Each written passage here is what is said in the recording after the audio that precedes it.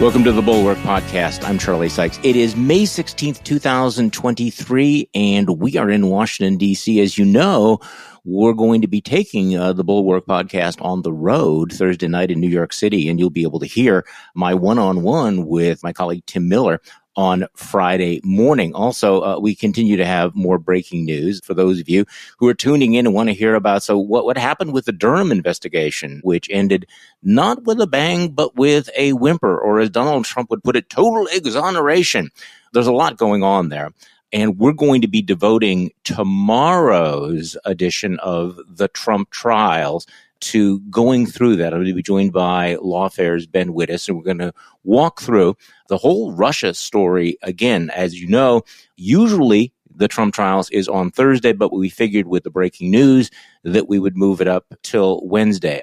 Also in the news, and we are going to be doing this as well on tomorrow's podcast, the latest stories about America's mayor, Rudy Giuliani. I think you probably know most of the top lines there. I mean, the former aide was suing America's mayor, alleging that he made her work naked, made her perform oral sex, drank all day and night, made racist remarks, made sexist remarks, made anti-Semitic remarks, didn't pay his bills, and allegedly was selling pardons for $2 million apiece, and according to the allegation, maybe splitting it. Now, again, we don't know all of the evidence there, but this is one of those stories where the salacious details might distract from the weight. Rudy Giuliani was selling presidential pardons for cash. I mean, that might be a problem, don't you think? And so this will be another one of the topics that we're going to explore in more detail. But that will be in tomorrow's podcast, because today we're going to be taking a deep dive into what's happening in Ukraine, including the pivotal moment that we are in as we wait for the counteroffensive, and whether or not this will lead to a stalemate or the possibility of Ukrainian victory, and what Ukrainian victory might mean for the world going forward. On today's podcast, we're going to take a deep dive into the new cover story in the Atlantic Monthly magazine, The Case for the Total Liberation of Ukraine. And our guest today is Anne Applebaum, staff writer at The Atlantic, whose books include Red Famine, Stalin's War in Ukraine, the Pulitzer Prize-winning Gulag, A History, and more recently, Twilight of Democracy. Anne, welcome back on the podcast. Yeah, thanks for having me. Well, you were on the show last year after you and Jeffrey Goldberg met with President Zelensky in his compound. And back then, you know, you had to take this train. There was no timetable. The center of Kiev was blacked out. There was only one restaurant in the city that was open. You met with the president again a couple of weeks ago. Give me a sense of how Kiev is different from your visit a year ago. It's fundamentally different. The city is open. There's traffic. There are restaurants. There are hotels. There appear to be tourists. I mean, maybe they're a special kind of tourist, but there are people there who don't look like war correspondents or aid people staying in the hotels. And Zelensky himself is much more relaxed. He spoke English with us. His English is a little broken, but he didn't speak English at all a year ago. He said, yes, I've had a lot of practice. You know, it's more of a formal experience. He's got lots of English-speaking aides now who hang around. That was also not the case. And the feeling of emergency is over. So the war is definitely not over. And in fact, as we're speaking, there's been a recent set of missile attacks on the capital, on Kiev. So even the threat to Kiev isn't gone. But the Ukrainians are much more self-confident about their ability to survive and about their ability to talk to the outside world. Your article makes a very, very strong case for Ukrainian victory, and I want to get to that in just a moment. But I just want to walk through your piece, which is really, really remarkable. And you start with what I think can be described as a grave-robbing mystery: why the Russians stole the bones of Prince Gregory Potemkin, one of the great figures of Russian history. Why did the Russians feel it necessary to steal a long-dead guy's bones? So we didn't actually get to the answer of that question. You know, it's ultimately a mystery.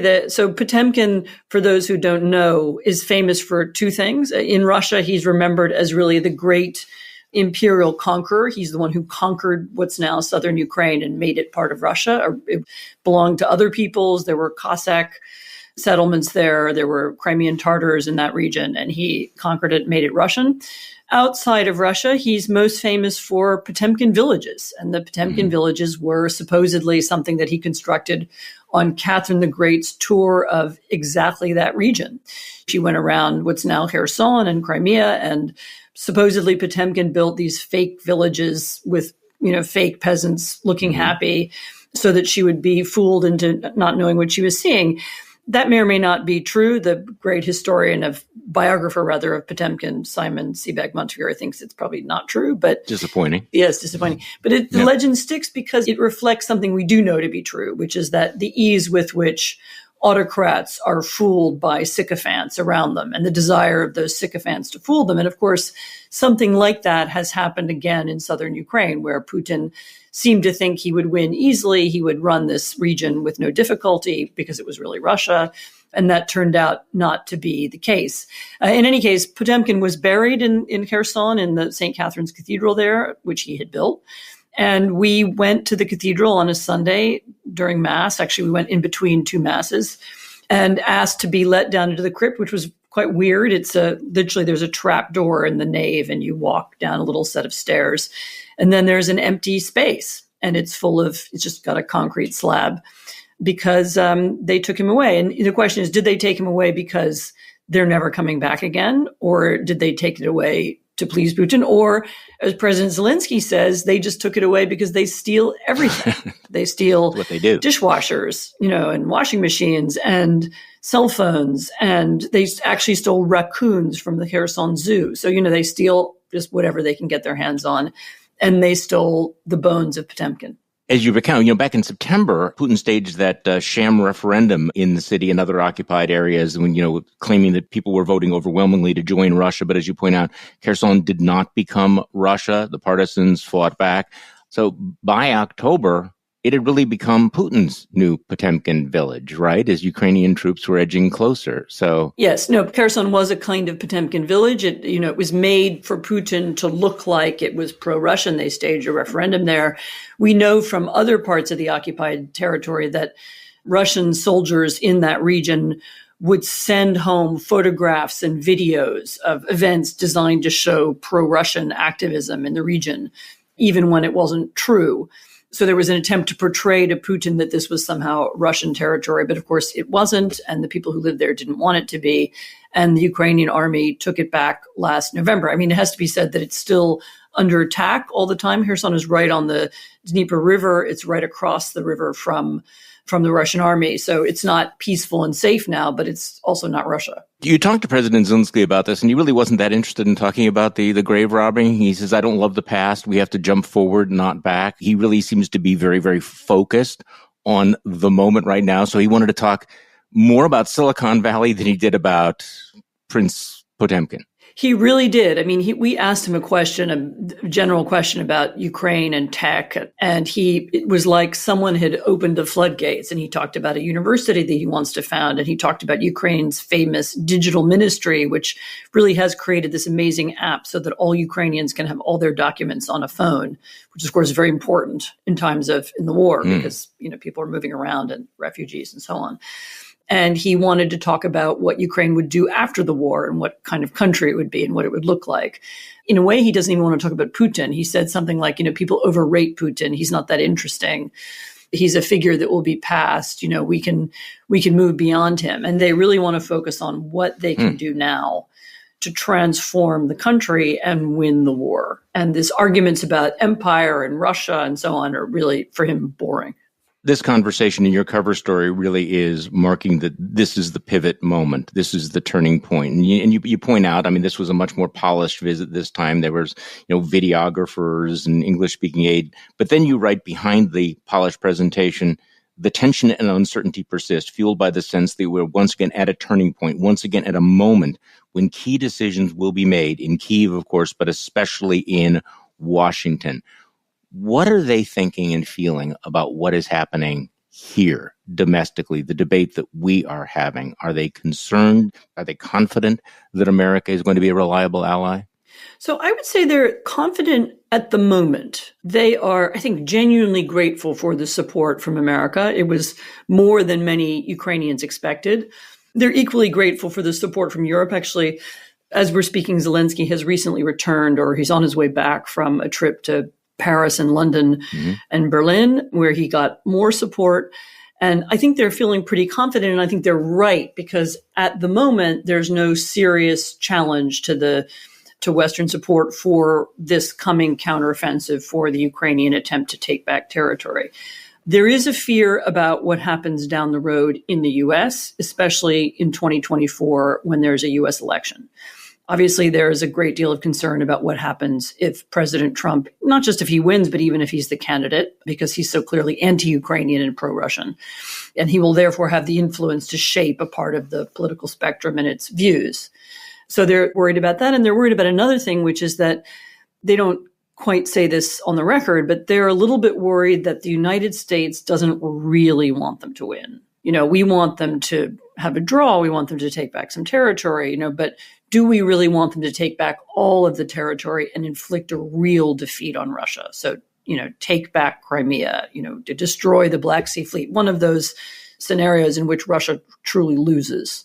And this is a difficult point because it's, our contention, my contention, that it's only if Ukraine can inflict this kind of victory that we have a real shot at ending the war forever. So one of the things I'm worried about is that the war, there's some kind of stalemate, there's some kind of ceasefire, they agree to some kind of temporary situation, and the war doesn't really end. And so instead, we have some ceasefire and the Russians retreat and they rebuild their weapons and they restock their army and then they invade again in 2 years, which is what happened in 2014.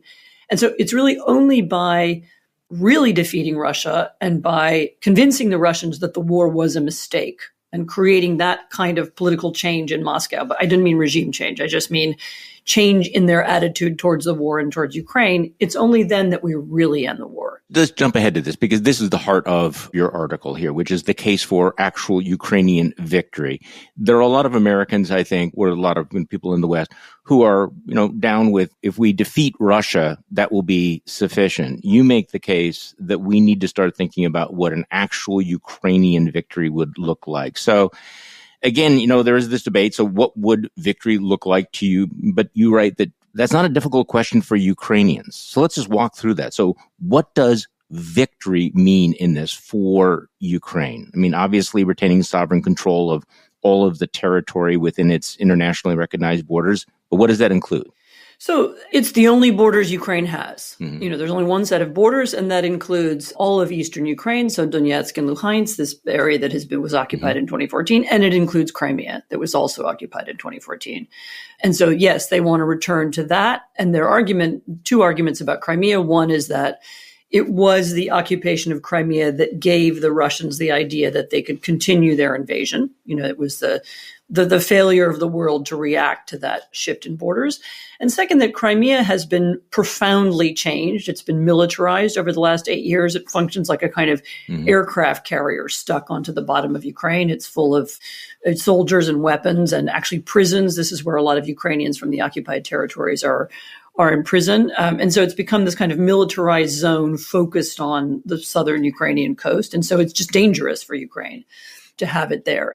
It's not just about, we need more land because we want to be a bigger country. It's actually about the people who live there. It's about the security situation. It's about the precedent that was set by allowing Russia to absorb Crimea.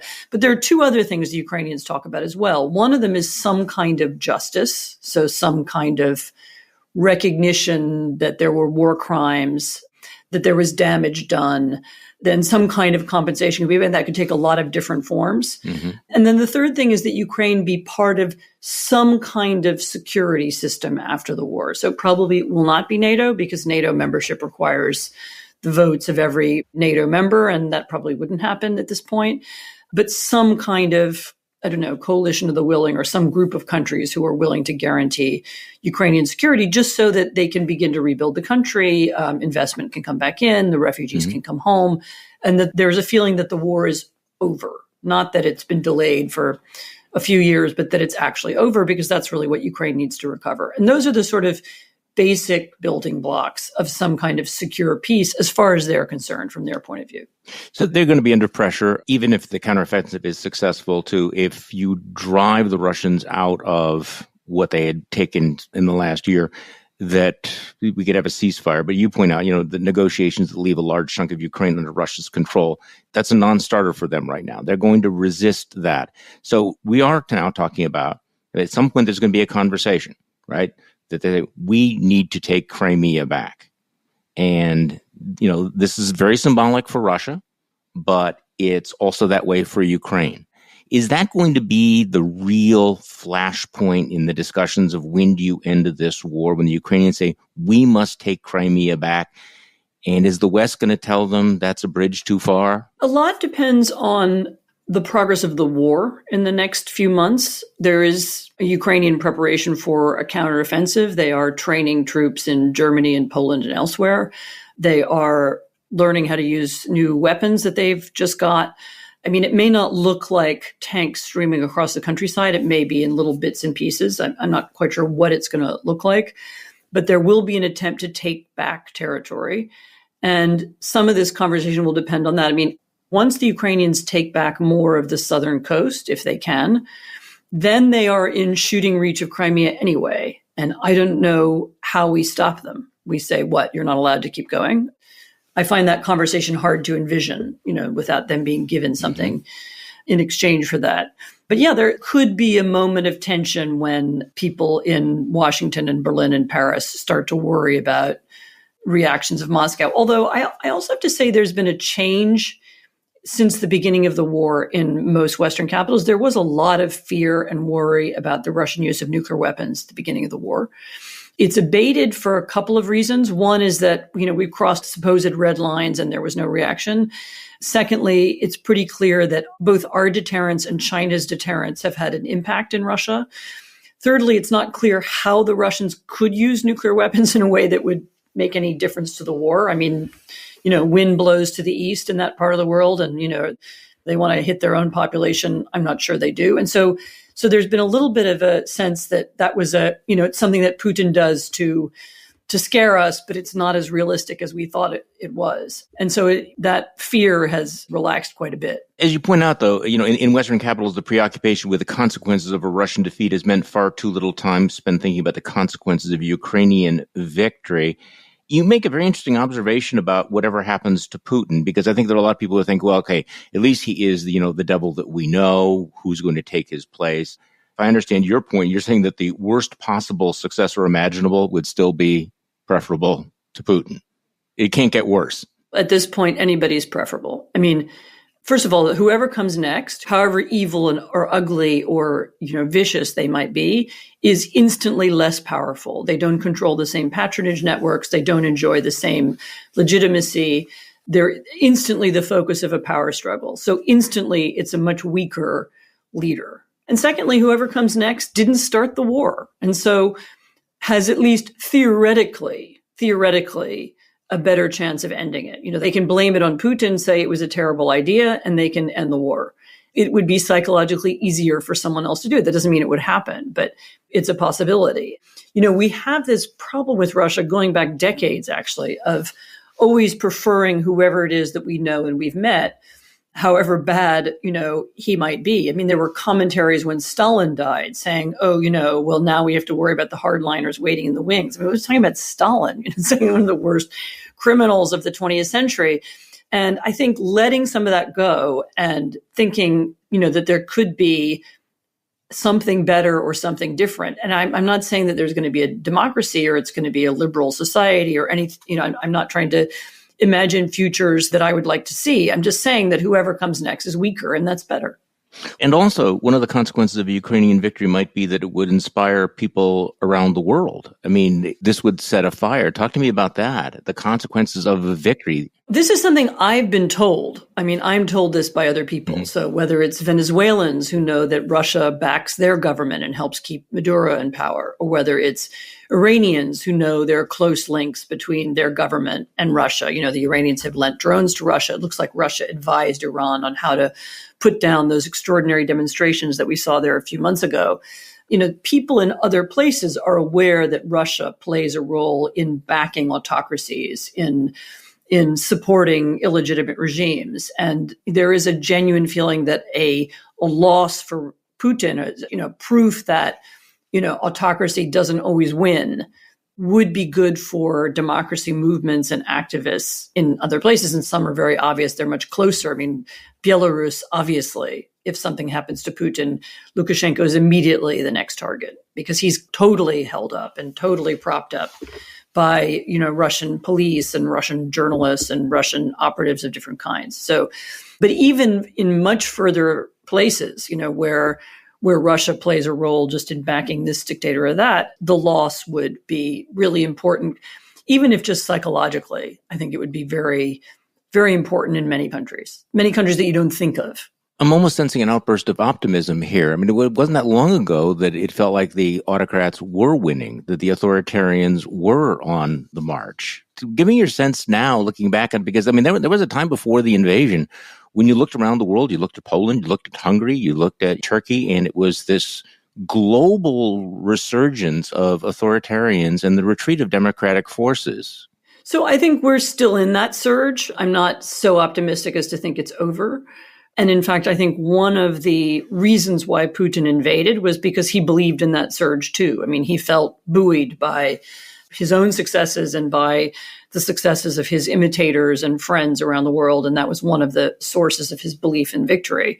And that's precisely why a setback would be so important and so useful. It doesn't necessarily end this growth of autocracy. It doesn't reverse everything, but it does give some hope to people who believe in alternatives. I don't want to be utopian here. I'm just saying, because Putin and because Russian support for autocratic regimes in so many different places has been a part of that story of rising autocracy, and especially about the links between different autocracies that don't have much to do with each other historically or ideologically, but have worked together in so many ways. I think it would be good. It would be helpful. It would be an inspiration. And this is our moment. The closing line of your piece, which people can read in the cover story of the New Atlantic magazine, is you write, this spring, this summer, this autumn, Ukraine gets a chance to alter geopolitics for a generation, and so does the United States. This is quite a pivot. And your case is that it's not just the fate of Ukraine. This will have global implications for a generation. I think it very well could. It has clear implications in the region. It has clear implications in Europe. It has clear implications for all the countries around the world where Russia has played a role in backing the regime. And that's a lot of disparate countries. Not if there's a stalemate. That's your case for this is why Ukraine has to have an affirmative victory. I worry that a stalemate is not the end of the war. A stalemate is a cease in fighting to be followed some years down the road by another invasion. Okay, so let's go back to what you saw there. One of my concerns is, we know that there's a lot of propaganda. There's a lot of, putting happy faces on things. So I want to get a sense of what you have seen. This has been a meat grinder of a war. There have been massive casualties on both sides. We don't really know. I don't have a sense, how badly has the Ukrainian military been mauled? They clearly still have morale, but give me your sense of where we are at right now, how long Ukraine can sustain all of this. After the fighting in Bakhmut, what is the status right now of the Ukrainian military? President Zelensky, does he think that he has the tools, and does he think he has the army that he needs to win this war? So the difficulty with answering that question is that the Ukrainian army is very unlike any army that we know or are familiar with. So it's not as if it's a single thing with a single leader. It contains different battalions and groups. Some parts of it are supported by civil society, by civilian organizations. We saw in the course of one day, this is near Kherson, or anyway, in southern Ukraine, we saw, on the one hand, an unbelievably sophisticated drone workshop where they were building from, little bits of wire and metal. They were building, these lethal weapons.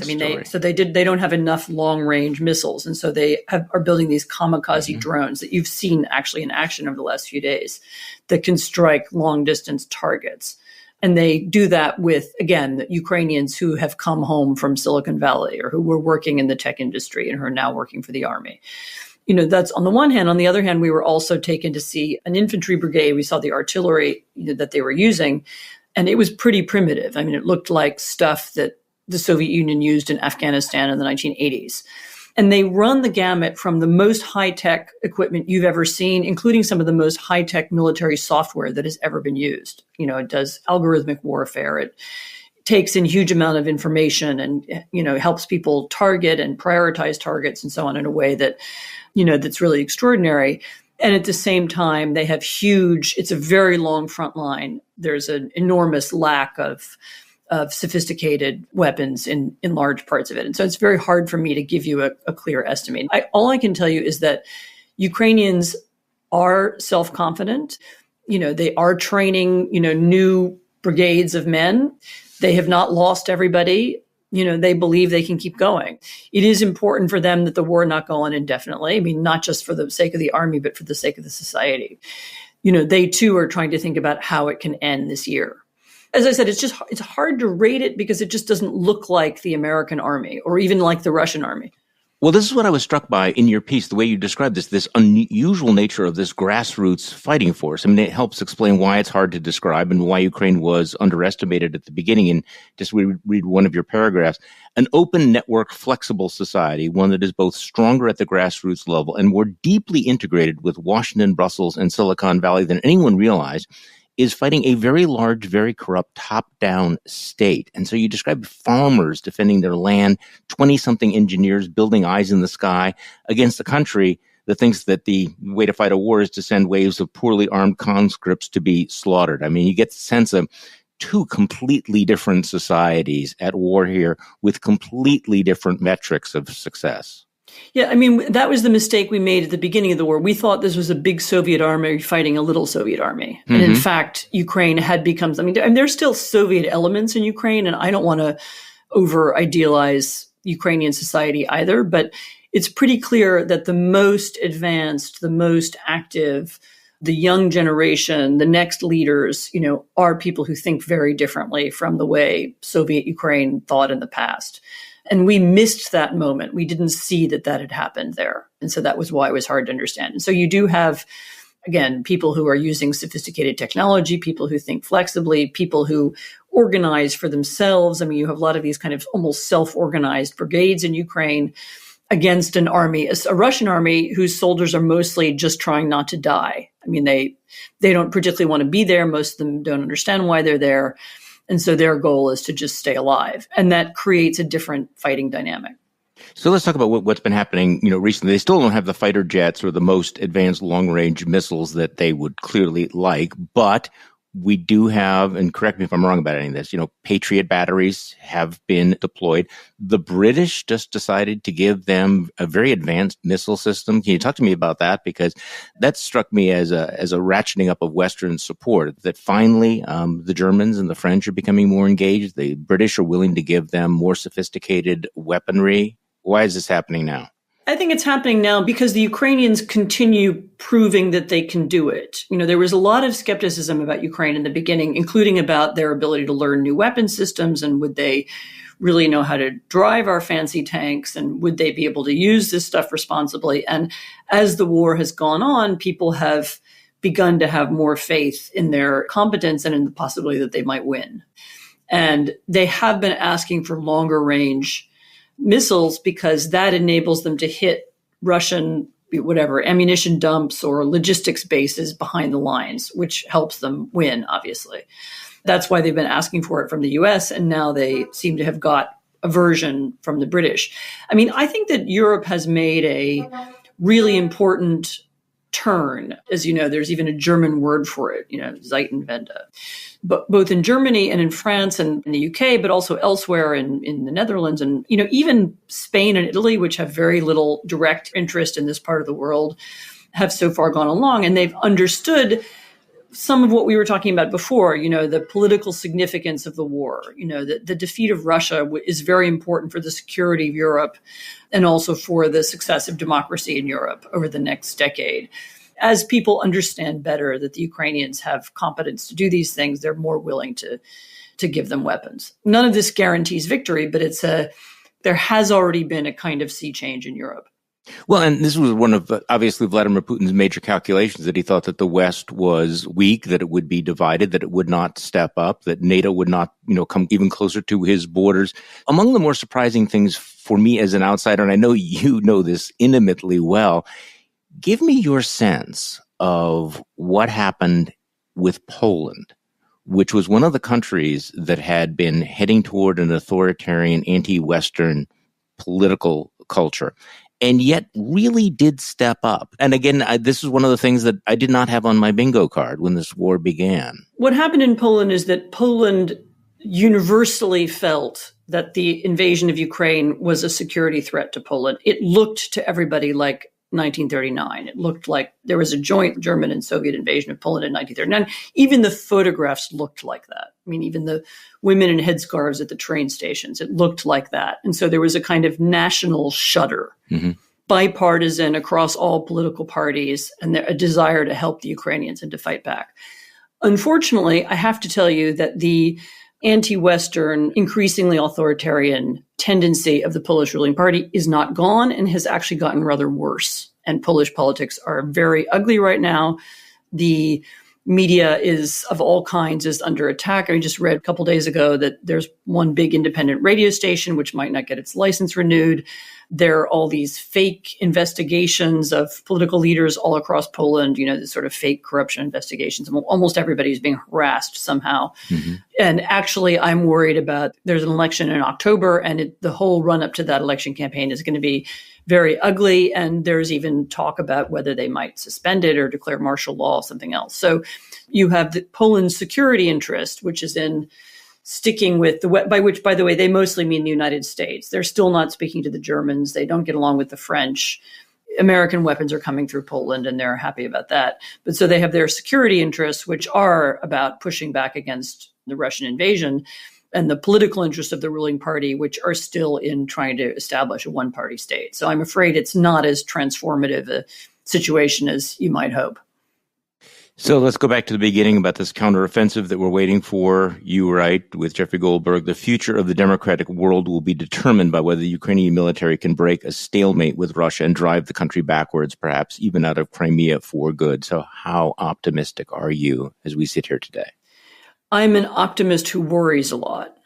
So I think answer. It is possible. I believe in the possibility of it, but I'm sanguine about the many challenges. Let's put it like that. It can be done. And much of this depends on whether we are willing to help make it happen. So the United States uniquely, actually, although we've been talking about European weapons and so on, the United States is uniquely in a position to make sure the Ukrainians win. And so part of the point of writing the article was to explain why it's so important.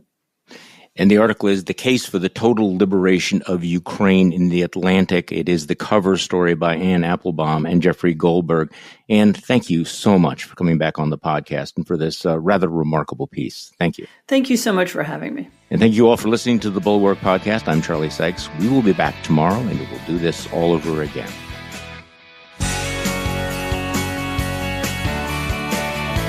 The Bulwark Podcast is produced by Katie Cooper and engineered and edited by Jason Brown.